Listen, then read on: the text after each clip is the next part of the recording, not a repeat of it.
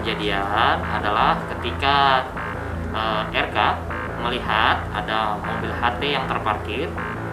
Dia singgah dan akhirnya bertemu dengan HT sehingga dilakukanlah penganiayaan tersebut. Diduga motifnya karena sakit hati.